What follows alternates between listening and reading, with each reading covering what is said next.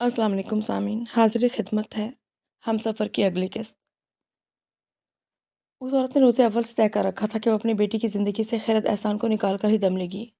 خیرت احسان کو بیٹے کی نگاہوں سے گرا کر دم لے گی۔ وہ یونیورسٹی نہ جاتی، آگے نہ پڑھتی تو وہ عورت کوئی اور موقع پیدا کر لیتی۔ فریدہ حسین اس کی مومنی تھیں۔ فریدہ حسین اس کی مومنی بھی تھیں اور اس کی ساس بھی۔ ہاں، وہ یہ نہیں جانتی تھی کہ ان میں اس کے لیے اتنا زہر بھرا ہوا ہے۔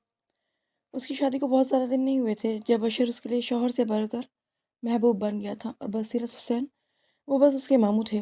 اس کے پاس ان کے کمرے میں یا اسٹڈی میں جا کر بیٹھتی تو ایسے لگتا ہے جیسے اپنے سسرال میں نہیں میکے میں بیٹھی ہوں۔ سامنے شفقت اور محبت آنکھوں میں لیے بزرگ اس کے سسر نہیں، صرف ماموں تھے۔ ہاں، فریدہ حسین کے ساتھ اس کا رویہ روز اول جیسا پرتکلف تعلق ہی تھا۔ ان کا لیا دیا سرس سا انداز دیکھ کر اس کا بار بار دل چاہتا جیسے وہ اپنے ماموں اور اپنے شوہر کی منچاہی ہے، ایسے مومانی کی بھی منچاہی بن جائے، وہ بھی اسے بہو کے طور پہ دل سے قبول کر لیں۔ اس لیے لحاظ سے سوچتی تو اسے ان کا رویہ 100% درست نظر آتا۔ اشر ان کا اکلوتا لاڈلا بیٹا تھا۔ وہ ان کا بہت لائق اور بہت شاندار سا بیٹا۔ نہ جانے کیسے کیسے اعلیٰ گھرانوں کی حسین حسین لڑکیاں اور ان کے والدین اشر کے رشتے کے لیے ایک اشارہ ابرو کے منتظر بیٹھے تھے، اور ان کی بیٹی کی تقدیر میں ایک انتہائی معمولی لڑکی جوڑ دی گئی تھی۔ اپنے اکلوتے بیٹے کے لیے اگر وہ کسی بھی اچھے بہت اونچے گھرانے کی لڑکی کے خواب دیکھتی تھی تو ایسے خواب تو ہر ماں اپنی اولاد کے لیے دیکھتی ہے۔ تقدیر کو یہ منظور نہ ہو سکا تھا۔ اس کے دل کی شدید آرزو تھی کہ وہ اپنی ساس کی بھی منچاہی بن جائے، مگر وہ ان کے قریب جانے کی ہمت نہیں کر پاتی تھی۔ کبھی کوئی ایک لفظ تو انہوں نے اسے برا نہیں کہا تھا، پھر بھی وہ اتنے جاہ و جلال، رعب و دبدبے اور تمکنت رکھنے والی خاتون تھیں کہ ایک تکلف تھا، ایک فاصلہ تھا، ایک دیوار کھینچی تھی اس کے اور فریدہ حسین کے بیچ میں۔ مگر یہ پھر فاصلہ، یہ دوری، یہ تکلف بہت زیادہ دن قائم نہیں رہ سکا۔ جیسے اشر ابتدا میں اسے بیزاری کا اظہار کرنے کے بعد بھی پھر اسے پسند کرنے لگا تھا، اس سے محبت کرنے لگا تھا، ایسے ہی فریدہ حسین بھی اسے پسند کرنے لگی تھیں۔ وہ خود اس کے قریب ہوئیں، اس سے محبت اور دوستی کا تعلق قائم کیا۔ انہوں نے اسے کہا تھا کہ وہ انہیں مومانی نہیں بلکہ اشر کی طرح ممی کہا کرے۔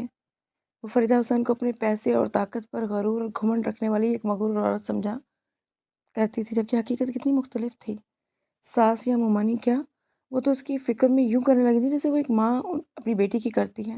وہ کہتی تھی کہ ان کی دونوں بیٹیاں بیاہ کر اپنے اپنے گھروں میں چلی گئی ہیں، ایک ملک سے باہر، دوسری شہر سے، مگر اب اس کے جانے کے بعد انہیں گھر میں بیٹی کی کمی کا احساس نہیں ہوتا۔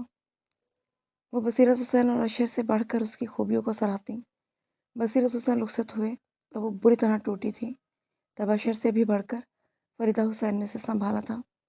اسے اپنے سینے سے لگا کر روتے ہوئے انہوں نے کہا تھا، کبھی بھی یہ مت سمجھنا خیرت کہ میرے ماموں چلے گئے، میں تنہا رہ گئی ہوں۔ دل کی ہر بات جیسے بصیرت سے کہتی تھی، اب مجھ سے کہا کرنا، کیونکہ میں تمہیں صرف زبان سے اپنی بیٹی نہیں کہتی، دل سے بھی مانتی ہوں۔ پھر انہوں نے ایسا کر کے بھی دکھایا تھا۔ بصیرت حسین کے بعد انہوں نے اس کا پہلے سے زیادہ خیال رکھنا شروع کر دیا تھا۔ اس کی چھوٹی بڑی ہر چیز کی ضرورت کا دھیان انہیں رہتا، اس کے کھانے پینے، اس کے لباس، ایک ایک چیز کا خیال رکھتی جیسے کوئی ماں اپنی بیٹی کا رکھا کرتی ہے۔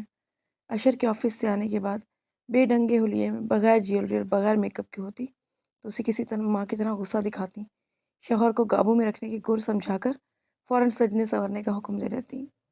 اس پر ماموں کی جدائی کا بہت زیادہ اثر ہوا تھا۔ اس صدمے کے باوجود اس نے یونیورسٹی جانا شروع نہیں کیا تھا ابھی تک۔ تب انہوں نے اسے یونیورسٹی جوائن کرنے پر آمادہ کیا تھا۔ وہ اسے اپنے ساتھ اپنے دوستوں، ملنے جلنے والوں کے ہاں بھی لے کر جایا کرتی تھیں۔ NGOs اور دیگر سوشل ورک سے متعلق بھی کئی سیمینارز، کانفرنسز میں بھی اسے اپنے ساتھ لے جا کر اس کا مان بڑھا گئی تھیں۔ اسے اپنی جاننے والیوں سے یہ میری بہو نہیں، میری بیٹی ہے کہہ کے متعارف کرواتی تھیں۔ وہ اسے اپنی بہن زرین اجمل کے گھر بھی اپنے ساتھ لے کر گئیں۔ سارا اکمل کی وجہ سے وہ وہاں جانا نہیں چاہتی تھی، مگر فریدہ کے اصرار پر ان کی خاطر چلی گئی تھی۔ وہاں اس کی خضر عالم سے ملاقات ہوئی تھی۔ خضر جس سے پہلے بھی ایک دو مرتبہ زرینہ کے گھر کسی پارٹی میں وہ مل چکی تھی، اور جب یونیورسٹی میں اس کا کلاس فیلو بھی تھا۔ جس ماحول سے وہ نکل کر آئی تھی وہاں مردوں سے دوستی تو کیا، بے تکلفانہ بات چیت کو ہی معیوب سمجھا جاتا تھا۔ اشر سے شادی کے نتیجے میں اس کی کلاس تبدیل ہو گئی تھی۔ اس کی کلاس میں اچھائی اور برائی کے معیار کچھ اور تھے، مگر وہ اپنے ماحول، مزاج اور تربیت کے خلاف کسی لڑکے سے کسی کیسے بے تکلف گفتگو اور دوستی کر سکتی تھی؟ اگلی بار خضر ان کے گھر آیا، زرینہ نے فریدہ کے لیے کچھ چیز بھجوائی تھی۔ تب فریدہ کے بلانے پر وہ اخلا کر وہاں آ کر بیٹھی تو ضرور، مگر سلام دعا کر کے ہٹ گئی۔ خضر سے اس کی کوئی بات نہیں ہوئی۔ سارا وقت فریدہ ہی خضر سے بات کرتے رہی۔ خضر کے چلے جانے کے بعد انہوں نے اسے اس کی بد اخلاقی پر ٹوکا۔ گھر آئے مہمان کے ساتھ اخلاق سے بات کرنا چاہیے۔ اسے پتہ تھا وہ غلط نہیں کر رہی تھی۔ مردوں سے حد سے بڑھ کر کترانے والی اس کی عادت عشر کی کلاس میں بد اخلاقی ایڈیکیٹس کی خلاف ورزی سمجھی جاتی تھی، مگر اپنی اس خامی کا ادراک کر لینے کے باوجود اس کے اپنے مزاج میں تبدیلی کرنا اس کے لیے مشکل ثابت ہو رہا تھا۔ خضر نے کلاس میں اس کے پاس آ کر اسے نوٹس اور لیکچر مانگنے شروع کیے تو اپنی ممی کی بہن کا رشتہ دار سمجھ کر اسے وہ اپنی چیزیں دے دیتی تھی۔ ہاں، کوئی لمبی چوڑی اور فالتو گفتگو سے ہرگز نہیں کرتی تھی۔ جب وہ ایسے لیے دیے رہنے والی اور محتاط مزاج کی تھی تو لڑکے اسے بے تکلف ہو جائے اس کا سوال ہی پیدا نہیں ہوتا۔ اس کی دوستی صرف سامیہ اور ندرت سے تھی۔ حماد جو سامیہ کا فرسٹ کزن بھی تھا، ان دونوں کا نکاح ہو چکا تھا۔ وہ کبھی کبھار سامیہ ہی سے کوئی بات کرنے، کچھ لینے، کچھ دینے ان کے پاس آتا تھا۔ ان لوگوں کی کلاسز شروع ہوئے زیادہ دن نہیں ہوئے تھے جب حماد کے ساتھ خضر نے بھی ان لوگوں کے پاس آنا شروع کر دیا۔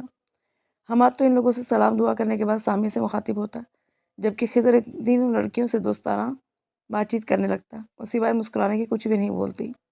خضر کی بے تکلف اور دوستانہ انداز کی بدولت بہت جلدی ندرت اور سامیہ کی اس کے ساتھ بے تکلفی اور دوستی ہو گئی تھی۔ اب خضر حماد کو گھسیٹ کر اکثر اپنے ساتھ لے آتا اور درمیان میں بٹھا دیتا۔ وہ تینوں لائبریری میں ہوتی، خضر حماد کو بھی لے آتا۔ وہ ایک کم گو اور بے حد ریزرو رہنے والی لڑکی تھی۔ اس بات کو خضر اور حماد دونوں سمجھتے تھے۔ وہ دونوں ہی اس سے محتاط انداز میں آپ جناب کر کے ہی بات کیا کرتے تھے۔ خضر زبردستی ان کے گروپ میں شامل ہونے کی کوشش کرتا تھا۔ حماد کو بھی کھینچ کھینچ کر ان تینوں کے پاس لے آتا تھا۔ اس کے ان لوگوں کے پاس اس طرح آنے کی کوئی اور وجہ سوچی ہی نہیں جا سکتی تھی۔ خیرت شادی شدہ تھی۔ صرف خضر کیا، تقریباً ساری کلاس بلکہ ٹیچرز تک یہ بات جانتے تھے کہ سامیہ نکاح شدہ ہے، اور خضر اس کے شوہر کے ہمراہ ان کے گروپ میں آیا کرتا تھا۔ رہ گئی ندرت تو اس کی بات چیت بھی اعلانیہ طور پر طے تھی، بس باضابطہ منگنی ہونے کی دیر تھی۔ تینوں نکاح شدہ، نکاح اور منسوب شدہ لڑکیوں کے پیچھے آنے کا تو خضر کا اور کیا مقصد ہو سکتا تھا، علاوہ اس کے کہ وہ خرد کی اسائنمنٹس اور لیکچرز بآسانی حاصل کر سکے، اس لیے ان کے گروپ میں شامل ہوا تھا۔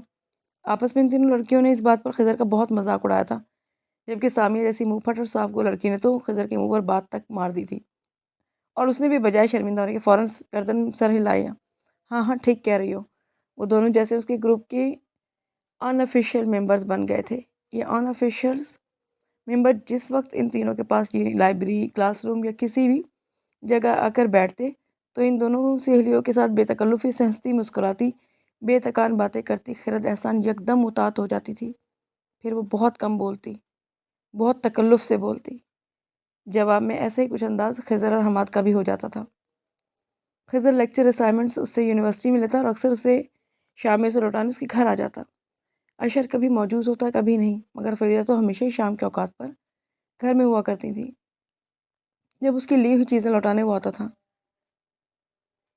وہ واپس جانے لگتا تو فریدہ سے محبت اور اصرار سے بٹھا لیتی، اسے روک لیتی، جلدی سے کسی ملازمہ کو آواز لگا کر اس کے لیے چائے اور سنیکس لانے کو کہتی۔ اسے لگتا تھا فریدہ خضر کو بہت ذرا پسند کرتی ہیں۔ وہ اس کی باتوں، کھلنڈرے انداز کو بہت ہی زیادہ انجوائے کرتی تھیں۔ خضر کو بھی ان کے ساتھ باتیں کرنے میں بہت مزہ آتا تھا۔ تبھی تو اس کی جو اسائنمنٹس اور لیکچرز وغیرہ اسے اگلے روز یونیورسٹی میں لوٹا سکتا تھا، محض وہ دینے کے لیے ان کے گھر اکثر و بیشتر آ جایا کرتا تھا۔ شاید وہ اپنے گھر والوں کی کمی محسوس کرتا تھا، وجہ جو بھی تھی، بہرحال وہ فریدہ کی وجہ سے ہمیشہ وہاں بیٹھی فریدہ کی وجہ سے خضر کی میزبانی کرتی۔ جیسے اس کی ممی اسے اتنا پسند کرتی ہیں، اس کے ساتھ بد اخلاقی کیسے برتی جا سکتی ہے؟ خضر بھی محتاط ہی ہو کر بات کیا کرتا تھا، لیکن یہ اس شاطر عورت کا کمال تھا جس نے یہ تمام سچویشنز اتنی ہوشیاری سے ترتیب دی تھی کہ ایسا لگے جیسے اس کی خضر کے ساتھ دوستی ہو گئی ہے۔ اگر وہ اپنے خلاف بنے کسی سازشی جال سے آگاہ ہو گئی ہوتی تو عشر پر واضح کر دیتی کہ اس کا خضر عالم سے دوستی کا کوئی تعلق نہیں ہے، پر وہ عشر کو وضاحت کس بات پر دیتی، جبکہ اس کے دل میں کوئی چور نہیں تھا، کوئی شیطان تھا ہی نہیں، مگر اسے علم نہیں تھا کہ چھوٹے چھوٹے بظاہر بہت بے ضرر اور عام سے واقعات، معمولی باتیں جن کی نہ اس کی نگاہوں میں کوئی اہمیت تھی نہ عشر کی، لیکن وہ معمولی باتیں، بے ضرر واقعات دراصل اشر کے دل میں اس کے خلاف شک، بد اعتمادی کی عمارت کھڑی کرنے کے لیے بنیاد کا کام کر رہے تھے۔ وہ سوچ بھی کیسے سکتی تھی کہ اس کے ساتھ اتنا گھناؤنا کھیل کھیلا جا رہا ہے۔ ایک چاہنے والی ماں کا روپ دھار کر وہ پوری طرح اسے اپنے زیر اثر لے چکی تھی۔ مامی کو کسی بات کے لیے نہ کہنا، ان کے کسی حکم، کسی فیصلے کے خلاف جانے کا تو وہ تصور بھی نہیں کر سکتی تھی۔ خضر سے اس کا ہر تعلق ممی کی خاطر اور رشتہ داری کے لحاظ میں تھا، پھر بھی غلطی اسی کی تھی، اس کی معصومیت، اس کی سادگی، جسے اشر ہمیشہ بہت سراہتا تھا۔ اس کی اس معصومیت، اس سادگی کو اس بے انتہا چالاک عورت نے بڑی ہوشیاری سے اپنے حق میں استعمال کر ڈالا۔ وہ اسے اس کے شوہر کی نظروں میں گرانے کے لیے کتنی چالاکی سے اس کے گرد ایک دائرہ تنگ کر رہی تھی، اسے اپنے ایک شاطرانہ چال میں پھنسا رہی تھی۔ وہ اسے خود اعتمادی کا درس دیتی تھی، ان کو سمجھانے اور بہت نصیحت کرنے کے باوجود اپنی حد سے زیادہ محتاط اور روڈ انداز کو تبدیل نہیں کر پاتی تھی۔ حالانکہ اگر فریدہ اشر کے دل میں شک کا زہر نہ انڈیلتی تو وہ جانتی تھی اشر کتنے کھلے ذہن کا بندہ ہے۔ وہ ایک تو کیا اپنے 10 کلاس والوں سے دوستی کر لیتی، ان کے لیے اس لڑکوں کے ان کے گھر یا فون آنا جانا، اشر کبھی بھی کسی بات کا کوئی غلط مطلب نہ لیتا، ایک لمحے کے لیے بھی نہ سوچتا۔ خود اس کی کتنی لڑکیوں اور عورتوں سے، پروفیشنل حوالوں سے اور دوسرے کئی حوالوں سے بھی دوستیاں تھیں، لیکن بات تو ساری یہی تھی، ان کی چالاکی کی۔ اسے بے وقوف لڑکی کو خوب اندر تک جان گئی تھی اور اپنے بیٹے کو تو اچھی طرح ہی جانتی تھی۔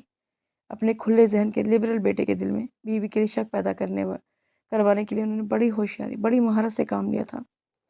وہ ٹھنڈا کر کے کھا رہی تھی۔ سچائی آنکھوں کے سامنے آئی تو پتہ چلا کہ ماموں کے مرنے کے بعد ان کا کیا کوئی کام، کوئی عمل، کوئی بات، یہاں تک کہ ان کے منہ سے نکلا ہوا ایک لفظ بھی بے مقصد نہیں تھا۔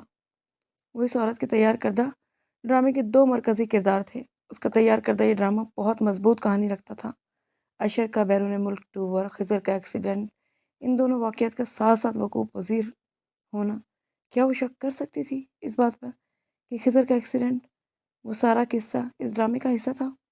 اس ڈرامے میں یہی طے کیا گیا تھا، یہی سارا واقعہ تب ہو جب اشر اپنے معمول کے کسی بزنس ٹور پر گیا ہو، تاکہ اس کے واپس آنے کے بعد اس سارے قصے کو اپنی مرضی کے رنگ بھر کر اس کے گوشگوار کیا جا سکے۔ تب وہ واقعہ کیا کوئی بھی واقعہ جھوٹ نہ لگتا، ڈرامہ، مگر بعد میں سوچنے سمجھنے کی کوئی فائدہ نہیں تھا۔ اس سارے ڈرامے میں وہ عورت کبھی بھی تنہا نہیں تھی، اس کے ساتھ زرینہ اجمل بھی تھی، خضر عالم بھی تھا۔ زرینہ اجمل کے اس ڈرامے میں شامل ہونے کے عوامل کو سمجھنا کوئی مشکل بات نہیں تھی۔ اپنی اکلوتی بیٹی سارہ اجمل کو اس کی محبت تک رسائی دلوانا، لیکن خضر عالم، وہ کیوں فریدہ حسین یا زرینہ اجمل کے ہاتھوں کٹ پتلی بنا ہوا بیٹھا تھا؟ ایکسیڈنٹ کا وہ سارا واقعہ ایک ڈرامہ تھا، مگر اس ڈرامے میں حقیقت کا رنگ بھرنے کے لیے خضر نے خود کو زخمی تو کیا تھا، خود کو چوٹیں تو لگائی تھیں۔ اگر اپنی گاڑی واقعی کہیں جان بوجھ کے نہیں ٹکرائی تھی، تبھی کچھ نہ کچھ تو ضرور کیا تھا۔ جس بھی اسپتال میں زخمی بن کر سر پر، ہاتھوں پر، پیروں پر پٹیاں جکڑ کر یقیناً لیٹا جا سکتا ہے، مگر بعد میں اتنے دنوں تک لنگڑانے کی اتنی کامیاب اداکاری مسلسل نہیں کی جا سکتی۔ خضر عالم کے ایکسیڈنٹ پر زرینہ اجمل رو رو کر ہلکان ہو گئی تھی۔ خضر کے ایکسیڈنٹ کی اطلاع ملتے ہی فریدہ ہسپتال بھاگی تھی۔ وہ وہاں کئی گھنٹے مسلسل رہی تھی، صبح سے شام ہو گئی تھی اور فریدہ واپس گھر نہیں آئی تھی۔ انہوں نے ہسپتال فون کیا، پتہ چلا خضر عالم کا خون بہت زیادہ بہہ گیا ہے، اسے بہت زیادہ مقدار میں بلڈ کی ضرورت ہے۔ بلڈ بینک والوں سے فوری طور پہ بلڈ تو ملا، مگر خون کی کمی پوری نہیں کی جا سکی۔ ان کی آواز میں بہت پریشانی تھی۔ وہ تو سڑک پہ پڑے کسی انجان لاوارث زخمی کے لیے بھی اپنی اگر جان لے لیتی اور اسے خون دے کر اس کی زندگی بچا سکتی تھی تو لازماً اسے اپنا خون دے دیتی۔ اس کی اس ہمدردانہ، اس خدا ترس فطرت سے اس کے دشمن بخوبی آگاہ تھے۔ تبھی تو اپنے ڈرامے کی تیاری کے آغاز میں جب انہوں نے ڈرامے کے تمام سینز ترتیب دیے ہوں گے، تب ایکسیڈنٹ کا سین بھی لازمی طور پہ اس میں شامل کیا ہوگا۔ جہاں اتنی باریک بینی سے تمام جزیات پر انہوں نے پورا کام کر رکھا تھا، وہاں انہیں سے اس کے بلڈ گروپ کا پہلے سے معلوم کر لینا کون سا ناممکن کام تھا۔ اس سے متعلق اس کے اندازے واقعی درست تھے۔ خون کی کمی، خون کی فوری ضرورت، خون کا بہت ضائع ہو جانا، جان کو خطرے جیسی باتیں سنتے ہی اس نے خود وہ بات کہہ دی جو اس کے منہ سے کہلوانا چاہتی تھی۔ وہ فریدہ حسین کے ساتھ بس ایک مرتبہ خون دینے اسپتال گئی تھی، وہاں اس نے اپنا خون بھی دیا تھا، پھر اس کے بعد فریدہ کے ساتھ کھڑے کھڑے خضر کی عیادت بھی کی تھی۔ اس ایک مرتبہ کے سوا وہ کبھی خضر عالم کی عیادت کے لیے ہسپتال نہیں گئی تھی۔ زرینہ اسپتال میں خضر کے پاس رکی ہوئی تھی۔ فریدہ گھر پر بہن اور خضر دونوں کے لیے کھانا پکوا کر یا تو ڈرائیور کے ہاتھ بھیجواتی یا خود جاتی۔ 2 دنوں صبح اسپتال جانے کی تیاری کرتے کرتے انہوں نے سرسری انداز میں سے خضر سے سوپ کے لیے سوپ بنانے کو کہا جو انہوں نے اسے اپنے ساتھ لے کر جانا تھا۔ وہ سوپ تیار کرنے کے لیے جانے کے لیے پیک کر کے رکھ دیتی تھی۔ کتنی چالاک تھی وہ عورت، کتنی مکار۔ اشر کے آنے کے بعد قصداً ایکسیڈنٹ کی اس کے بلڈ دینے کی بات اشر کے سامنے بتائی، لیکن انداز ایسا اختیار کیا جیسے اسے اپنی زخمی دوست کی بہت فکر پڑ گئی تھی۔ اس نے خود آگے بڑھ کر اپنے دوست کی جان بچانے کے لیے خون دیا تھا۔ اس کے سامنے ساری بات ہوئی تھی۔ اسے محبت بھری نظروں سے دیکھتے میری بہو کتنی نرم دل، کتنی حساس والا لہجہ اختیار کر کے مگر لفظ اپنا کام کر رہے تھے جو صرف یہ تاثر دیں جیسے خضر کا ایکسیڈنٹ اس کے لیے ایک بہت اہم بات تھی۔ وہ خضر عالم اور اس کی سلگائی آنکھ کو اپنے چھوٹے چھوٹے تب اسے بہت سادہ اور غیر اہم لگتے جملوں سے کس طرح بھڑکا رہا تھا۔ پہلے یہ صرف میری کلاس فیلو تھی، اب میری محسنہ بھی بن گئی ہیں۔ تبھی تو پہلے میں سوچا کرتا تھا کہ اپنی کلاس والوں سے مجھے اتنی اپنائیت کیوں محسوس ہوتی ہے۔ چکھوں گا کیوں؟ میں پیٹ بھر کر پیوں گا سوپ۔ خیرت کے ہاتھ کا بنا سوپ خضر اتنے ہی مزے لے کر پیتا تھا اور بتاتا تھا کہ سوپ بہت مزے کا ہے، باقی چیزیں بھی یقیناً بہت مزے کی بناتی ہوگی۔ ایسے غیر اہم گفتگو برائے گفتگو میں ادا کیے گئے یہ فکرے نہ سادہ تھے نہ غیر اہم۔ اگر اشر ناگواری کا اظہار کرتا تو لازماً وہ تمام باتوں کی وضاحت کرتی۔ اسے اس رات کا اشر کا رد عمل یاد تھا۔ وہ کھانے کی میز پر سے جلدی اٹھ کر چلا گیا تھا۔ اس نے کھانا برائے نام کھایا تھا۔ وہ کسی بات پر بہت الجھا اور بے چین لگ رہا تھا۔ اسے الجھا ہوا اور اتنا بے چین دیکھ کر وہ وہاں کیسے رک سکتی تھی؟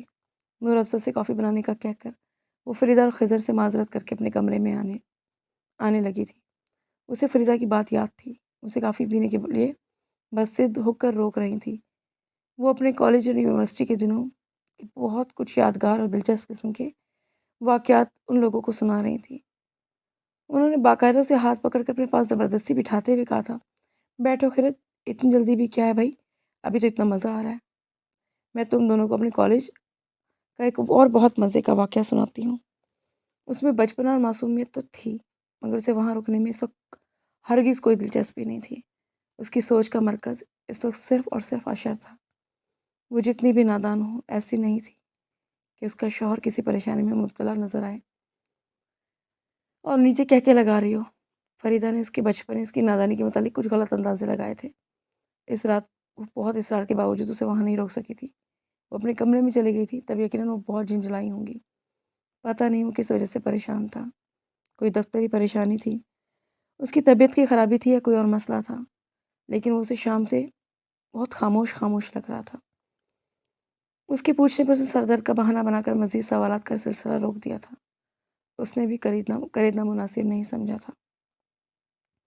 وہ اور کچھ نہیں کر سکتی تھی تو اپنے قرب، اپنی محبت سے اس کی پریشانی کو تھوڑا سا آرام، تھوڑا سا سکون تو دے ہی سکتی تھی۔ اس کے بالکل قریب آ کر آہستہ آہستہ اس کا سر دبا رہی تھی۔ وہ اسے سر دباتے دباتے سو گیا تھا۔ اس کے سو جانے کے بعد بھی وہ اس کا سر ہولے ہولے دباتی رہی تھی۔ اس کے چہرے کو محبت اور فکر کے ملے جلے رنگوں سے تکتی رہی تھی۔ دل ہی دل میں یہ دعا میں مانگتی رہی تھی کہ اس کی جو بھی پریشانی، جو بھی ٹینشن ہے، وہ خوش اسلوبی کے ساتھ حل ہو جائے۔ رات اپنی خاموشی اور سنجیدگی سے اس نے اسے جتنا پریشان کیا تھا، صبح اپنی شدتیں لیے محبت کے انداز بے تحاشا حیران اور بہت زیادہ خوش تھی۔ خیرت، ہمیشہ مجھ سے ایسے ہی محبت کرنا، میری زندگی کی ہر صبح یوں ہی ہو، میں آنکھیں کھولتی سب سے پہلے تمہیں دیکھوں، تمہیں اپنے قریب پاؤں۔ اس کی باہوں میں چھپے اس کی محبت سے مسحور ہوتے اس کے جسم کے روئیں روئیں سے یہی صدا آ رہی تھی کہ وہ ہمیشہ اسے یوں ہی محبت کرے گی۔ اس کے لیے اس کی محبت کبھی کم ہو جائے سوال ہی پیدا نہیں ہوتا تھا۔ اشر حسین صرف اس کا شوہر نہیں تھا، اس کی کل کائنات تھا، اس کی زندگی، اس کی زمین، اس کا آسمان، سب کچھ تھا۔ وہ سامنے نظر نہ آتا تو اس کی کائنات کا ہر رنگ پھیکا پڑ جاتا۔ اسے ایک دن کی پریشانی، سنجیدگی اور خاموشی کے بعد اشر پھر سے پہلے جیسا ہو گیا۔ خضر عالم کے حوالے سے جو باتیں جس زاویے سے اسے دکھانے کی کوشش کی گئی تھی، بظاہر اس نے اسے نظر انداز کر دیا تھا، ذہن سے جھٹک دیا تھا، مگر وہ باتیں اس کے دل سے نہیں نکلی تھیں۔